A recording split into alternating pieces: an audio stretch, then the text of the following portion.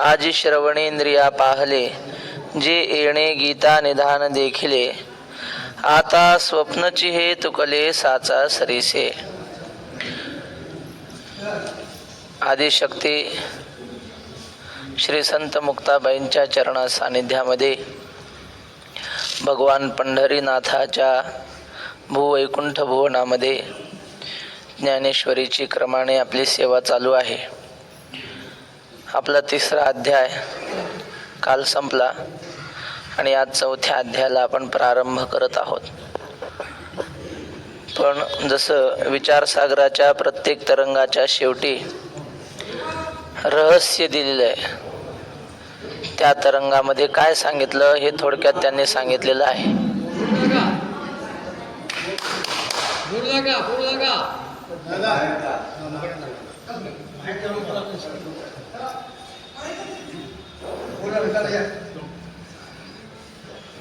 तसं आपला 3रा अध्याय संपला.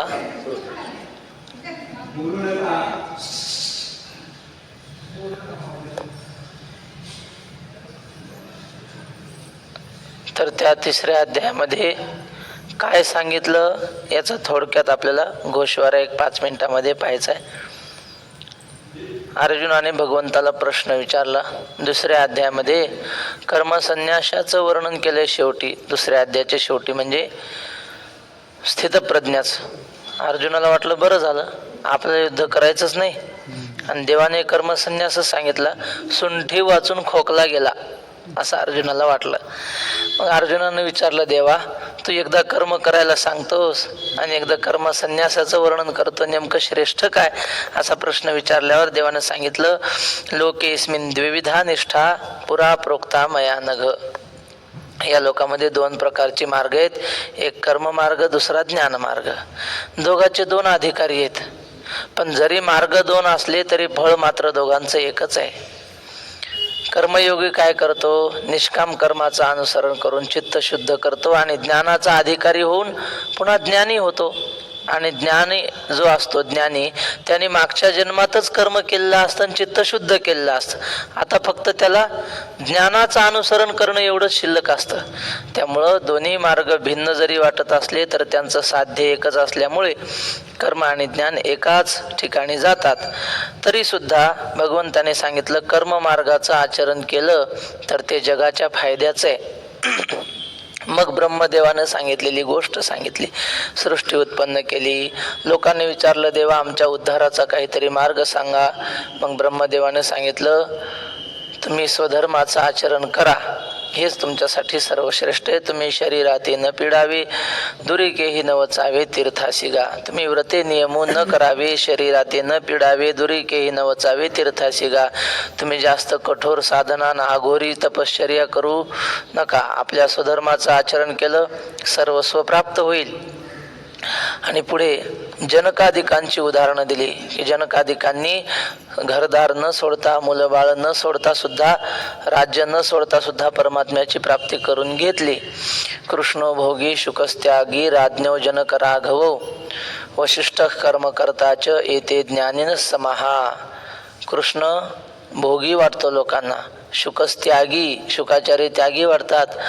राज्ञो जनक राघवो, जनक राजा प्रभू रामचंद्र हे राजे वाटतात. वशिष्ठ कर्म करताच, वशिष्ठ नेहमी यज्ञ करणारे, वैदिक कर्म करणारे असे वाटतात. पण म्हणले हे जरी भिन्न भिन्न आचरणाचे दिसत असले तरी येथे ज्ञानीनच समहा, त्यांचं ज्ञान मात्र सारखं आहे. तेव्हा अशा प्रकारे जनकादिकांचं उदाहरण देऊन कर्ममार्गाची श्रेष्ठता सांगितली. त्यानंतर स्वधर्मी निधनम श्रेयः, श्रेयान स्वधर्मो विगुणः परधर्मात स्वनुष्ठितात, स्वधर्मी निधनम श्रेयः परधर्मो भयावह. या श्लोकावर माऊलीने अत्यंत सुंदर व्याख्यान लिहिलंय. माऊली म्हणतात, अगा स्वधर्मो हा आपुला, जरी का कठीण जाहला तरी हाची अनुष्ठिला भला देखे. हा श्लोक म्हणजे 3ऱ्या अध्यायाचा आत्मा आहे. हा श्लोक आपला स्वधर्म कितीही कठीण असला तरी माणसाने तो स्वधर्म सोडू नये. एखाद्या घरामध्ये सुनबाई असते आणि तिचे सासू सासरे असतात. स्वभाव मिळता जुळता नसतो. सासू सासऱ्यांचा स्वभाव वेगळा, हिचा स्वभाव वेगळा. आणि मग ती सरळ नवऱ्याला सांगते, हे राहत असले तर मी राहत नाही, वेगळं निघा. आता तिचा स्वधर्म काय? पटत नसलं तरी त्यांच्यातच राहिलं पाहिजे. कारण का, ह्यांना म्हातारपणी जर मुलांनी सांभाळायचं नाही तर सांभाळायचं कोणी? सुनेचा आणि लेकाचा स्वधर्म आहे की आई वडील जरी आपल्या स्वभावाशी मिळते जुळते नसले तरी त्यांच्याशी मिळवून घेणं हा त्यांचा स्वधर्म आहे. पण नाही, मग वेगळं निघतात. आणि मग काय होतं, आमचे गुरुजी सांगतात, म्हणले सून वेगळी निघली की मग भांडे घासायला बाई लावते. आधी सासू घासत होती घरचे भांडे. राहू द्या माऊली, उघडू नका, यांना त्रास होत, डोळ्यावर उजेड पडते.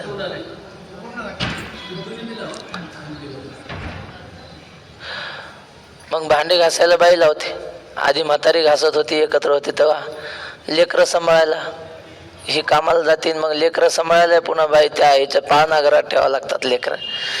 म्हणजे फुकटची मोल करीन होती की नाही सासू, पण तिला सांभाळलं नाही, मग आता हे सगळं सहन करावं लागतं.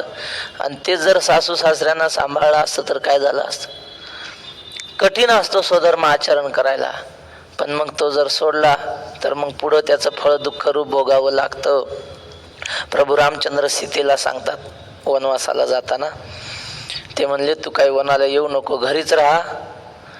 आणि घरी राहून काय कर, जैसे लक्ष्मी नारायण तैसे सासू सासऱ्या भाऊन सेवा करावी आपण सावधान सद्भावे.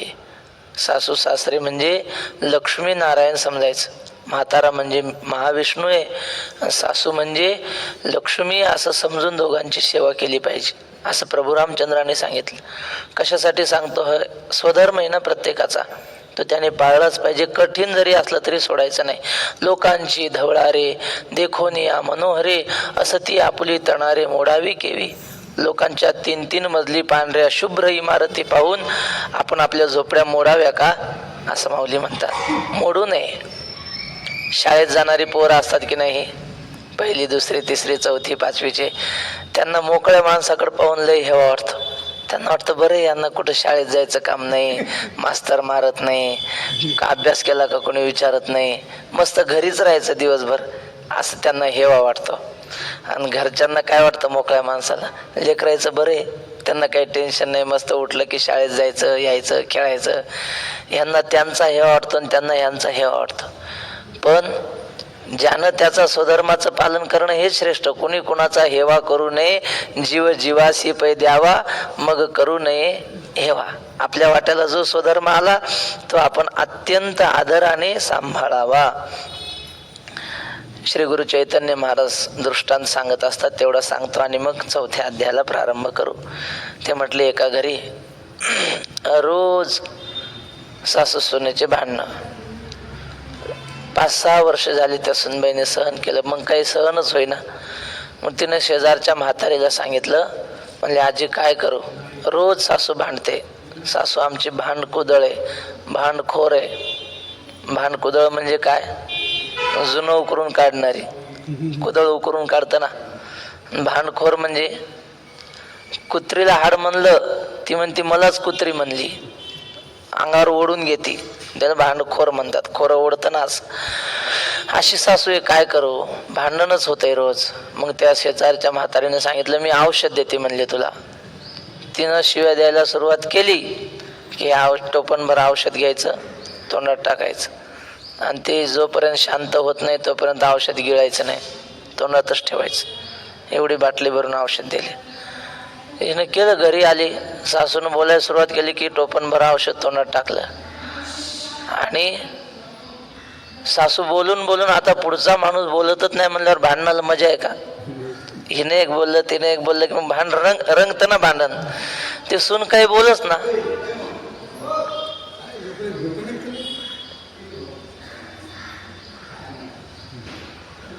आणि मग सासूला काही भांडणात मजा आहे ना. बोलली शांत बसली, तिनं मग ते औषध गिळून टाकलं. असं 8 दिवस झालं. सासूच्या लक्षात आलं ही काय आपल्याला प्रतिकार करत नाही. भांडण बंद झालं त्यांचं कायमचं.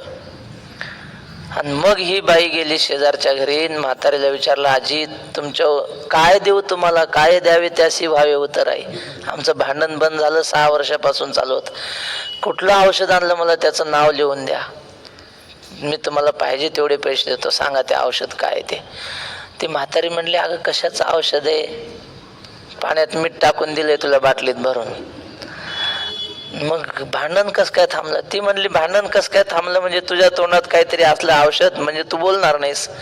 तू बोलली नाही म्हणजे ती ग बसणार. कशासाठी सांगितलं हे? सहन केलं पाहिजे. स्वतःचा धर्म किती कठीण असला सोडायचं नाही, पालन करायचं. असो आमचे गुरुजी ते व्यवहारिक भाषेत सोपं सांगतात. एखादा बाप लय रागीट, काही झालं की शिव्या द्यायचं. ते त्यांनी सांगितलं आमच्या महाराजांनी, काय करावं, म्हातारं लयच म्हणजे चिडचिड करते म्हणले सारखं. ते म्हणले काहीच नाही, म्हातारं म्हणल तसंच करायचं, तू तुझ्या मनासारखं करायचं नाही, त्यानं काही म्हणो तसं करायचं. एकदा म्हणले म्हाताऱ्यानं सांगितलं, बादली भरून आणली पाण्याची, घराच्या मध्येच ठेवायला लावली. सांगितलं म्हाताऱ्यानं, म्हणले कर तसं, काय होत नाही. केलं. आणि मग कोणाच तरी पाय लागला आणि बादली सांडली, सगळ्या घरात पाणी झालं, पोरगं घसरून पडलं. महाराज म्हणले, ते काही असो पुढचं, तू म्हाताऱ्याचं ऐकलं ना तुझ्या मनाविरुद्ध, तू तुझं मन जिंकलं, हा तुझा फायदा आहे. ते पुढचं काही हो, आपल्या मनाच्या विरुद्ध आपण त्यांचं ऐकलं ना, हा विजय मनावरचा. तुम्हाला समजलं की नाही मला माहित नाही. पुढं काही हो, साधू संतांनी सांगितलं तसं ऐकणं, आपल्या मनाच्या विरोधात त्यांच्या प्रमाणाप्रमाणे वागणं, हाच मनावरचा विजय आहे, दुसरं काही नाही. आपण आपल्या मनासारखं वागलो की हारलो, आणि त्यांच्या मनासारखं वागलो की जिंकलो. मग पुढं काय व्हायचं ते होऊ दे.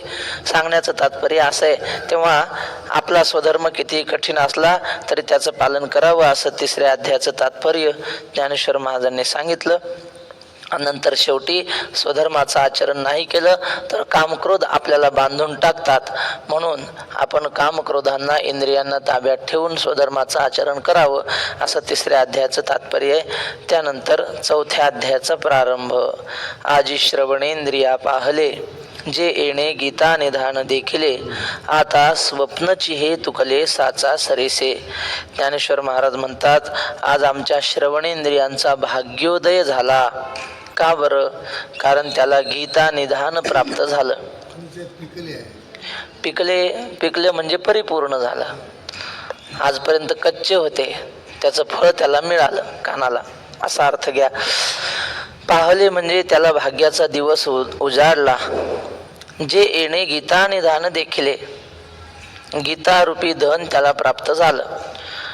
तर गीतेचं वैशिष्ट्य काय, महात्म्य काय, ते ज्ञानेश्वर महाराजांनी 18व्या अध्यायामध्ये लिहिलंय. त्या ओव्या 4-5 मी लिहून आणल्या, तेवढ्या सरळ वाचून सांगतो.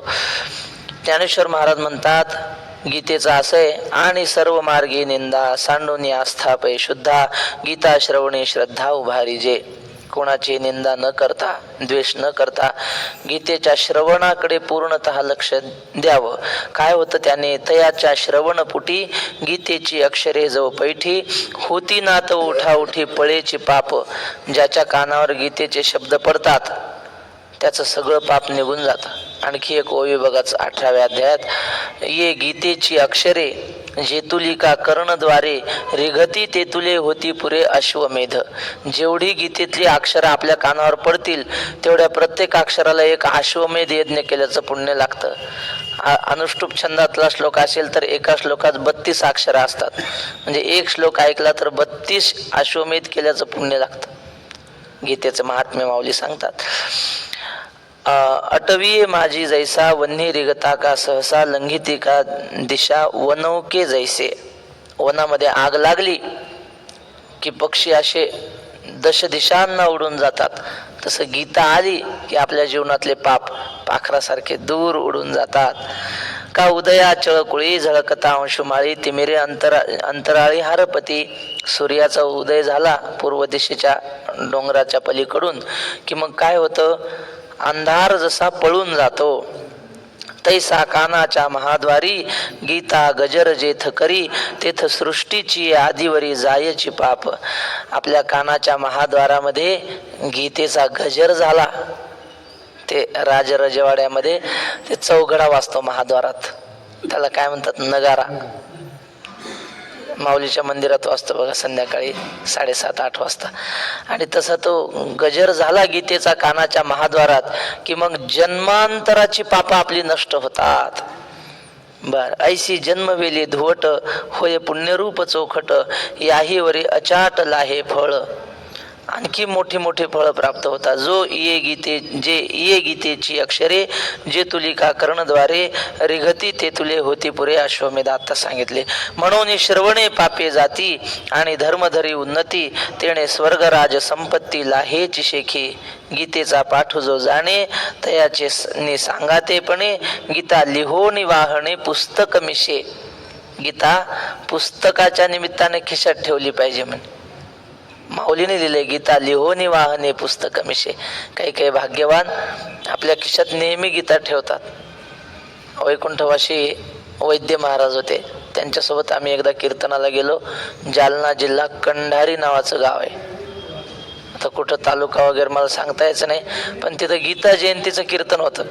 आणि मग बाबा गीता पारायण करायचं म्हणून बाबा एका मुलाला म्हटले, जे रे गीता बघू, आपल्याला पारायण करायचंय. आणि मग तो म्हणला, बाबा माझ्याकडे गीता नाही. असं म्हटल्यावर बाबा त्याच्यावर रागावले, खवळले. म्हणले, गाढवा, गीता सोबत ठेवत नाही, गीता नेहमी खिशात ठेवली पाहिजे, सोबत ठेवली पाहिजे. त्याला माऊलीची ओवी सापडली नंतर, गीता लिहोनी वाहने पुस्तक मिशे, सोबत ठेवली पाहिजे गीता. असो, तेव्हा अशा प्रकारची महान गीता आमच्या कानाला ऐकायला मिळाली, त्यामुळे आमच्या कानाचा भाग्योदय झाला. आता स्वप्नची हे तुकले साचा सरीसे. हा विरोधाभास अलंकार आहे. स्वप्नच खरं झाल्यासारखं वाटतंय आम्हाला. एक माणूस झोपलेला आणि त्याला स्वप्न पडलं.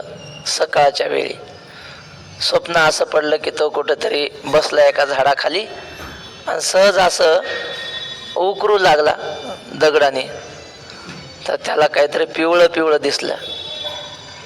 त्याला वाटलं काहीतरी आहे. मग कुदळ आणली, खंदायला लागला. तर त्याला 2-3 हांडे त्या खड्ड्यात सापडले. माती बाजूला केली आणि हांडा असा धरून वर काढणार, तेवढ्यात सकाळचे 8 वाजले होते. झोपूनच होता हा. बायकोनं हलवून उठवलं, उठा, 8 वाजले तरी अजून पसरलेत. झालं, उठला तो आणि बायकोला शिव्यात द्यायला लागला. मला, तुला काय अक्कल आहे का? ती म्हणली, काय झालं? अगं अजून 5 मिनिटं उठवलं नसतं तर काय तू बिघडला असतं का म्हणे. ती म्हणे, झालं काय सांगा ना. अगं हांडा मिळाला होता पण तू थांबली नाही, तुला दम पडत नाही. आता खरं सांगा, हांडा मिळाला असता का? अजून 2 तास जरी झोपू दिला असता, काही फायदा झाला असता? नाही. पण ज्ञानेश्वर महाराज म्हणतात, असं स्वप्न पडलं एखाद्याला आणि खरंच त्याला धनाचा हांडा मिळावा, किती आनंद होईल. आहे खोटं स्वप्न, पण तेच जर खऱ्या रूपांतरात जर झालं तर किती आनंद होतो माणसाला. माऊली म्हणतात, तसंच झालं. स्वप्नाची हे तुकले साचा सरीसे. स्वप्नात हांडा मिळाला आणि खरोखरच घरात दिसला हांडा आलेला, मग मात्र आनंद होतो. तसं आम्हाला झालंय. स्वप्नच पण खरोखर झालं. आधीची विवेकाची गोठी, वरी प्रतिपादे श्रीकृष्ण जगजेठी, आणि भक्त राजू किरीटी परिसत असे. आता ह्या गीतेचा वक्ता श्रोता कसा आहे ते सांगतात. आधीची विवेकाची गोठी, विवेकाची म्हणजे ज्ञानाची गोष्ट आहे, अध्यात्म ज्ञानाची गोष्ट आहे. आणि सांगणारा श्रीकृष्ण आहे. विषय उत्तम आहे आणि वक्ताही उत्तम आहे. काही ठिकाणी विषय उत्तम असतो पण वक्ता कनिष्ठ असतो. 15 ऑगस्टचा सण होता, म्हणजे उत्सव होता, आणि सगळे शाळेतले पोरं प्रभात फेरी झाली आणि मग झेंडावंदन करायचं. गावाच्या सरपंचाच्या हातानं झेंडावंदन झालं आणि मग आता सरपंचाने 2 शब्द बोलावे असं सरांनी सांगितलं. सरपंचानं जन्मात कधी हातात माईक घेतलेला नव्हता, पैसे वाटून निवडणूक जिंकले. आता बोलायची पाळी आली, काय बोलावं, बोलता येईन काहीच नाही, उभे राहिले. आता काहीतरी बोलायला पाहिजे. मग सरपंच म्हणले, हे बघा मुलांनो, किती आनंदाची गोष्ट आहे, प्रत्येकाला गोळ्या बिस्किट मिळाले, आनंदी आनंद आहे म्हणले सगळ्या गावामध्ये आज. मला वाटते म्हणे असा आनंदाचा सण उत्सव हे 15 ऑगस्ट आपण दर महिन्याला साजरं केलं पाहिजे. म्हणजे मास्तर लोक मूर्ख आहेत म्हणले, वर्षातून एकदाच करतात. हा 15 ऑगस्ट दर महिन्याला साजरा झाला पाहिजे. विषय किती चांगला आहे. स्वातंत्र्याचा विषय, पण वक्ता कसा आहे? वक्ता हीन दर्जाचा आहे, त्याला काय बोलावं काही कळत नाही. पण ज्ञानेश्वर महाराज म्हणतात इथं वक्ताही चांगला आहे आणि विषय सुद्धा चांगला आहे. हा, आधीच विवेकाची गोठी आणि वरी प्रतिपादी श्रीकृष्ण जगजेठी. विषय उत्तम आहे, वक्ताही उत्तम आहे. एखादा फार काशीला 12 वर्ष शिकून आलेला विद्वान आहे आणि त्याला आपण काहीतरी असा सामान्य विषय दिला, ग्राम स्वच्छतेवर बोला, तर काय त्यांना काही न्यायशास्त्र सांगाय, ज्ञानेश्वरी सांगायला लावायची, तर माऊली म्हणतात इथं मात्र योग्य जुळून आले सगळं. सांगणारा जगाचा मालक आहे. शतेषु जायते शूरः सहस्रेषु च पंडितः वक्ता दश सहस्रेषु दाता भवती वानवा. 100त एखादा शूर जन्माला येतो. बर, शतेषु जायते शूरः सहस्रेषु च पंडितः, हजारामध्ये एखादा विद्वान जन्माला येतो. म्हणून वक्ते भाव म्हणायचे एक विद्वान गेला ना तर ती जागा भरून निघत नाही. रंगनाथ गुरुजी गेले, त्यांच्यासारखी त्यांची जागा भरून निघाली नाही. एकनाथ महाराज देगलूरकर गेले, त्यांची जागा भरून निघाली नाही, निघतच नसते म्हणले. तसा विद्वान पुन्हा होत नसतो. बोधे बाबा गेले, आज बोधे बाबांची पुण्यतिथी आहे, निघाली जागा भरून निघत नाही महाराज. ते महात्मा गेला की गेला, त्यांची जागा भरून निघणं अवघड आहे. म्हणून काय वक्ता दश सहस्रेषु, 10,000 लोकात एखादा वक्ता जन्माला येतो. असे वक्ते महाराष्ट्रामध्ये होऊन गेले. एक आचार्य आत्रे म्हणून होऊन गेले बघा. त्यांचा पेपरही होता, म्हणजे संपादक होते पेपरचे, आणि वक्तृत्व त्यांचं जबरदस्त. कधी मोबाईलवर ऐका, आचार्य आत्रे व्याख्यान टाकायचं, कसे बोलतात पहा मराठी भाषा. त्यांना प्रत्युत्पन्न मती होती, म्हणजे वेळेवर सुचायचं काय बोललं पाहिजे ते. एकदा त्यांना भाषणाला यायला उशीर झाला.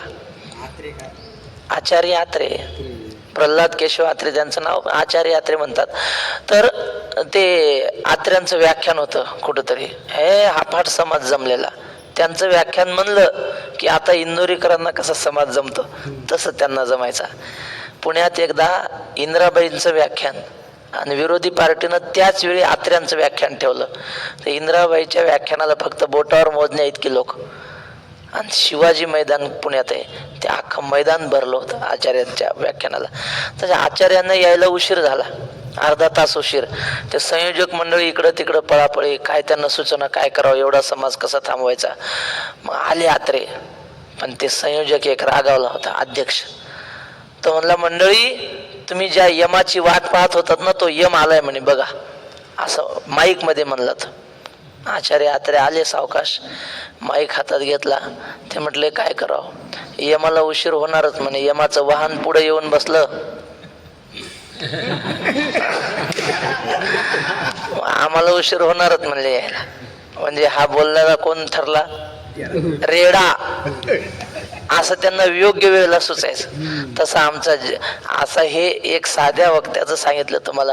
भगवान श्रीकृष्ण वक्ता आहे महाराज इथं गीतेवर बोलणारा.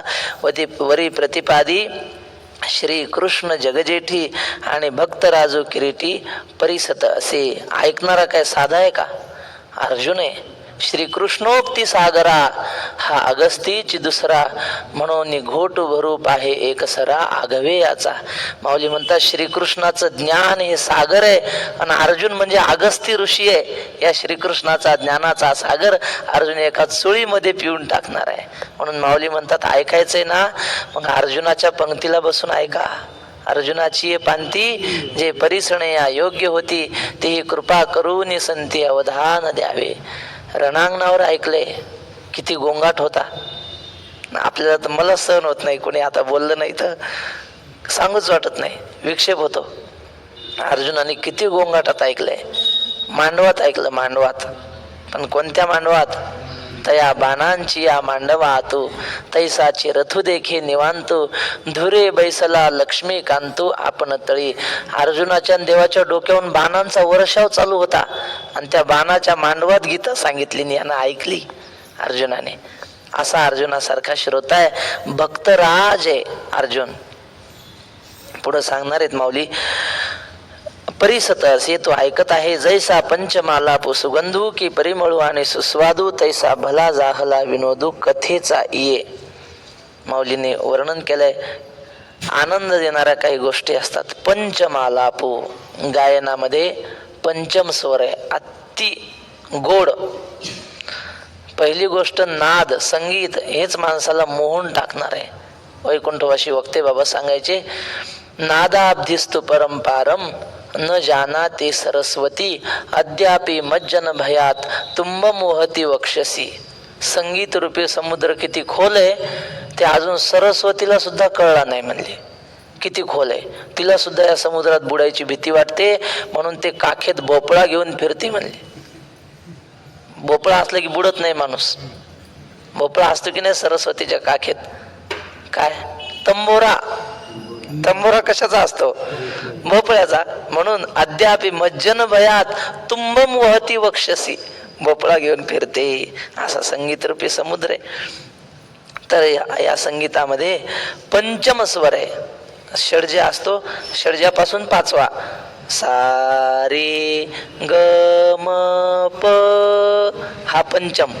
प एखादी चाल साध्या षड्जामध्ये म्हणली आणि पंचम मध्ये म्हणली तर कशी लागते? उदाहरण सांगतो तुम्हाला. प्रेम नव्हाळी मज झाली दिवाळी, झाली दिवाळी, चालू स्वरात षड्जामध्ये म्हणल्या. सारे गम प, प्रेम नव्हाळी मज झाली दिवाळी, झाली दिवाळी. तिच्यात गोडवा वाढतो पंचम मध्ये म्हणले की. तसं माऊली म्हणतात स्वरामध्ये पंचम, पंचमालापू सुगंधू, असा पंचम स्वरात गायन सुंदर चालू आहे. लता दिदींसारखं, भीमसेन जोशींसारख्या लोकांचं पंचम स्वरात गायन चालू आहे. आणि तिथं त्या बगीच्यामध्ये सुगंध दरवळत आहे. किती मनोरंजन होतं माणसाचं, किती आनंद वाटतो की परिमळू आणि सुस्वादू, की असं स्वादिष्ट जेवण आपल्याला मिळालेलं आहे अशा प्रसंगी. किंवा हे सगळं एकत्र म्हणा, आपल्याला स्वादिष्ट जेवणही मिळालंय, सुगंध दरवळतोय, पंचमाला गायन चालू आहे, बगीच्यामध्ये आपण आपल्या आवडींच्या लोकांसोबत बसलेलो आहोत. किती आनंद वाटतो, किती मनोरंजन होतं, कसा वेळ गेला काही समजत नाही. तसं माऊली म्हणतात आम्हाला झालंय. तैसा भला जाहला विनोदू कथेचा ये. तसं एक चांगल्या प्रकारचा आनंद या कथेचा आम्हाला प्राप्त झालाय. कैसी आगळी दैवाची, जे गंगा जोडली अमृताची, हो का जपत पे श्रोतयांची फळा आली. काय दैवाचा मोठेपणा, वेगळी सांगावी, थोरवी सांगावी, की गंगा जोडली अमृताची. एक थेंब अमृत जोडण्यासाठी जया अमृत लेशा लागी सायास, तयाचा पाऊस की जे चारी मास, पृथ्वी वाहून चासे चास चिंतामणी पेरिले. अमृताचा एक थेंब मिळायसाठी किती किती साधना करावी लागते, पण त्या अमृताची गंगाच आम्हाला मिळाली. कैसी आगळी दैवाची, जे गंगा जोडली अमृताची, हो का जपत पे श्रोतयांची फळ आले. हो का म्हणजे बरं का, आमच्या श्रोत्यांची जपतप फळाला आली म्हणले. आजपर्यंत साधना केली होती, देव भेटावा, काहीतरी देवाच्या प्राप्तीचा मार्ग भेटावा म्हणून त्या गवळणी सांगतात. गवळणीला देव भेटला की नाही, त्यांच्यासोबत खेळला, बागडला, बोलला. त्या म्हणतात उगीच नाही, आम्ही काय काय केलं ह्याच्या प्राप्तीसाठी. याची लागी ओ त्यजियले भोग, याची लागी ओ केले नाना याग, याची लागी ओ अष्टांगादी योग, याची लागी या विषयांचे त्याग वो, जन्म जन्मांतरी केली हे सूचना, भक्षुनी फळमूळ प्रासिले जीवना, याची लागी ओ वसविले निर्जना, याची लागी केले तीर्थाटना ओ, जन्म जन्मांतरी केली हे सूचना. त्या गवळणी म्हणतात ह्याच्यासाठी आम्ही वनवासात राहिलो, कंदमुळं खाल्ले, सगळ्या भोगांचा त्याग केला, योग साधना केली, आणि तेव्हा आम्हाला हा प्राप्त झाला. तसं माऊली म्हणतात या श्रोते मंडळींनी अनेक जन्मोजन्मी साधना केली. जन्मोजन्मी आम्ही बहु पुण्य केले, जन्मोजन्मी आम्ही तेव्हा या विठ्ठले कृपा केली, जन्मोजन्मी तसं आम्ही जन्मोजन्मी जे पुण्य केलं ते पुण्य आज उदयाला आलं, म्हणून गीता आम्हाला प्राप्त झाली. जपतपे श्रोतयांची फळं आली. आता इंद्रिय जात आघवे, तीही श्रवणाचे घर रिघावे, मग संवाद सुख भोगावे, गीताख्य हे वा भाग्य उदयाचा ठसा. झालो सन्मुख तो कैसा संत चरण पावलो. बस असं आम्हाला प्राप्त झालं. आता काय करावं?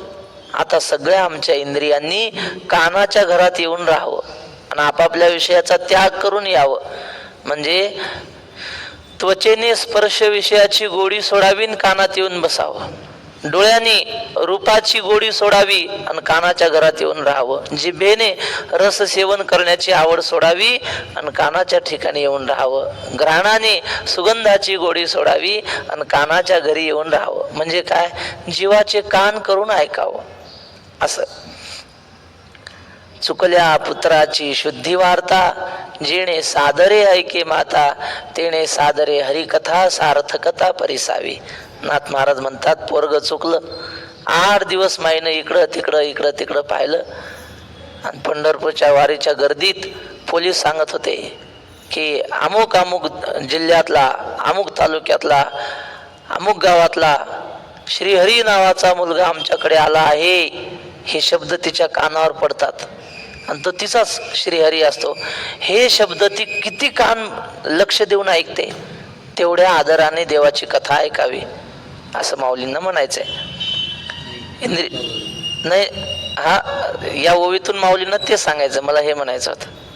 माऊली म्हणतात ते श्रवणाचे घर रिघावे, मग संवाद सुख भोगावे, गीताख्य हे. आणि मग एवढ्या आवडीनं ऐकलं ना, मग त्या संवादातलं सुख भोगता येतं. नाहीतर मग सारखं घड्याळाकडे लक्ष जात, लक्ष देऊन नाही ऐकलं. हो खरंच आहे. वैकुंठवासी बंकट स्वामींचं कीर्तन असायचं. म्हणजे ते कीर्तन काल्याचं दिवसभर चालायचं. बीड जिल्ह्यात अजून बी काल्याचे कीर्तन 12-1 सुरू होतात. दुपारी लोक जेवून येतात कीर्तनाला आणि मग संध्याकाळी 5 वाजता कीर्तन. आपल्याकडे कसं असतं 10 ते 12, 9 ते 11, तिकडे दिवसभर असतं. तसं गुरुजींचं कीर्तन काल्याचं. स्वयंपाक तयार झाला, एका माणसाला पाठवलं, जावं म्हणले, सांगा गुरुजींना स्वयंपाक झाला, आता आवरतं घ्या, स्वामींना सांगा. तो गेला, निरोप सांगायला गेला आणि तिथंच ऐकत उभा राहिला. दुसरा माणूस पाठवला, जा म्हणले, कीर्तन संपवायला स्वयंपाक गार होतोय. तो गेला आणि तो ऐकत राहिला तसंच. सांगायचेच असं स्वामी की ते गवळणी, त्या चाली आणि त्या लीला कशासाठी सांगितलं हे.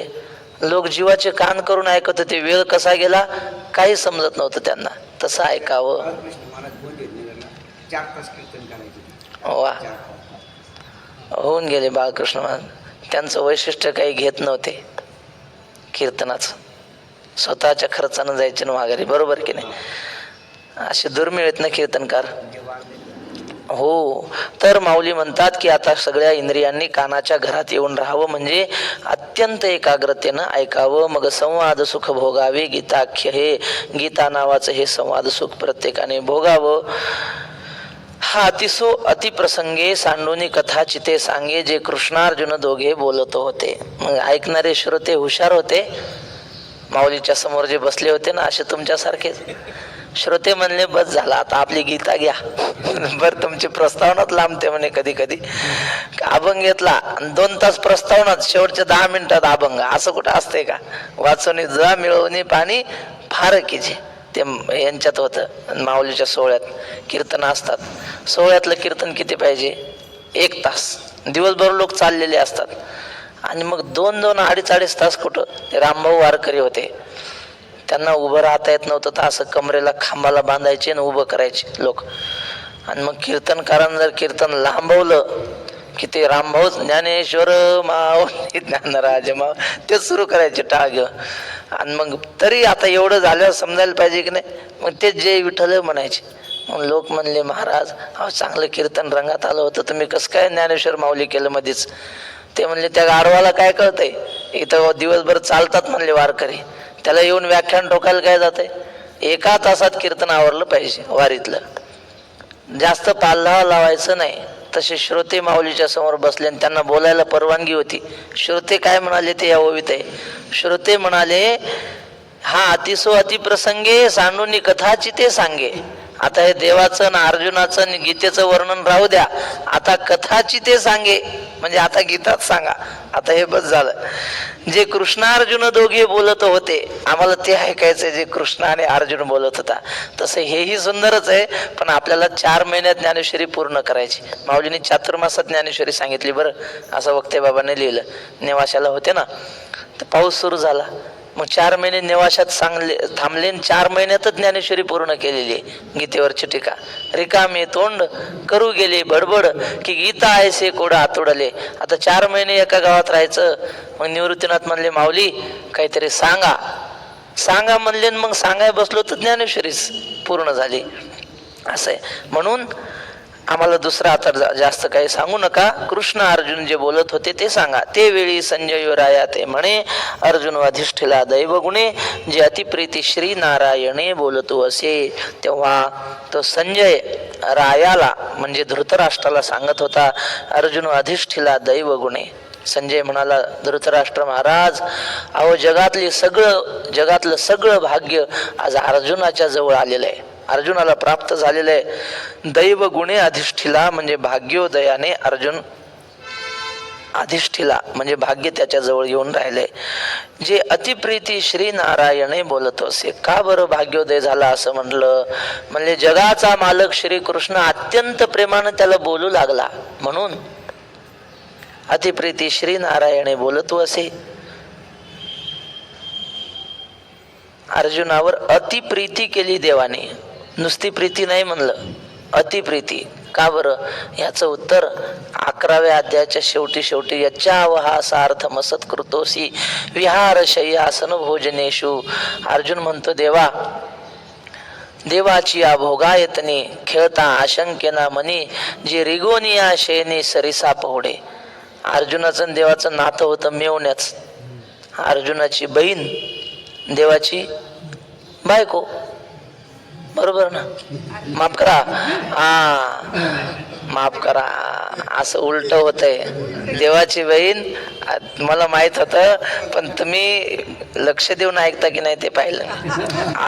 असं कीर्तनकार लोक म्हणत असतात, चुकलं की. श्रीकृष्णाची बहीण सुभद्रा, ती अर्जुनाची पत्नी, हे असं मिळवण्याचं नातं. आणि लहानपणापासून मित्र दोघं. आता हा श्रीकृष्ण म्हणजे राजा ना द्वारकेचा, तिथं मर्यादेने राहायला पाहिजे की नाही. अर्जुन काय करायचा, त्याच्या झोपायच्या पलंगावर जाऊन झोपायचा, उड्या मारायचा, धिंगाणा करायचा. आणि मग देव म्हणलं, हे चला अर्जुना जेवायचं. मी नाही जेवणार, जा, असं म्हणायचं. आज चल बाबा ताट वाढले, मी नाही जेवणार. काहीतरी रुसायचं उगीच. काय अर्जुनाने म्हणले, रुसोनिया बैसे फुगोनिया बैसे, माऊलीने लिहिले. जेवायला चल म्हणलं की रुसून बसायचं. 2-2 तास कृष्णाला ताट कळायला लावायचं. बर, रिगोनिया शेनी सरेसा कृष्ण म्हणून हाकारी जे, यादवपणे तू ते लेखेजे. आता सगळे प्रौढ प्रताप पुरंदर क्षत्रिय कुलावतंस महाराजाधिराज द्वारकाधीश श्रीकृष्ण महाराज की जय, अशा लोक म्हणायचे. आणि हा काय म्हणायचा, अर्जुन किसन्या म्हणून हाक मारायचा, कृष्ण म्हणून हाकारी जे. पण हा देवाला राग नाही आला कधी. खेळायला लागले, चांग ते उराउरी मागो, जे खेळायला लागले की राज्य आलं तरी अर्जुन राज्य देत नव्हता, देत नाही, जा काय करायचं कर. आणि त्याच्या मानेत बुक्क्या देव, कृष्णाच्या मानत बुक्क्या आणायच्या, सगळं असं करायचं. पण देवाला कधी त्याचा राग आला नाही, कधी अपमान वाटला नाही. का? अतिप्रीती श्री नारायणे. अर्जुनावर अतिप्रेम होतं, जे कुणाला सांगितलं नाही ते आता पुढे माऊली सांगणार आहेत ना. का? जेन संगेची पितया वसुदेवासी, जेन संगेची माते देवकीसी, जेन संगेची बंधू बळीभद्रासी, ते गुह्य अर्जुनेशी बोलत. जे आपल्या बापाला कधी सांगितलं नाही देवानं काही गोष्टी असतात बापानं लेकाला सांगितल्या पाहिजे आणि लेकाने बापाला सांगितल्या पाहिजे. हांडा पुरून ठेवला आणि म्हातारा आता मरणार आहे 2 दिवसात. म्हाताऱ्यानं सांगावं का नाही पोराला, का तसंच मरावं? मग गुह्य गोष्टी म्हाताऱ्यानं पोराला सांगितल्या पाहिजे आणि पोराने म्हाताऱ्याला सांगितल्या पाहिजे. पण यानं हे नाही सांगितलं, बाकी काही सांगन पण हे तत्वज्ञान नाही सांगितलं वसुदेवाला. जेन संगेचे पितया वसुदेवासी, जेन संगेची माते देवकीसी. बापाला नाहीत नाही, आईला तरी सांगावं का नाही? आईला सुद्धा सांगितलं नाही देवकीला. बरं जाऊ द्या, बापाला सांगू नये, आईला सांगू नये, भावाला. भाऊ तर मित्रासारखा असतो. बंधू बळीभद्राशी, म्हणजे बळीभद्रालाही सांगितलं नाही. आणि ते गुह्य अर्जुनेशी बोलत, ते गुह्य तत्वज्ञान भगवंत अर्जुनाला सांगत असतो. श्री गुरु रंगनाथ गुरुजी सांगायचे, गुह्य कोणाला सांगावं, गुह्य तर कोणाला सांगावं आणि गुह्यतम कोणाला सांगावं. गुह्य म्हणजे काय? गुपित गोष्ट पत्नीला सांगावी म्हणले. आपल्या मनातली गुपित गोष्ट पत्नीला सांगतात लोक. गुह्य गुह्य तर आईला सांगावं, अति महत्वाचं असेल. आणि तिसरं असतं अति महत्वाचं, गुह्यतम त्याला म्हणतात. ते आईलाही सांगू नये, पत्नीलाही सांगू नये, ते मित्राला सांगावं.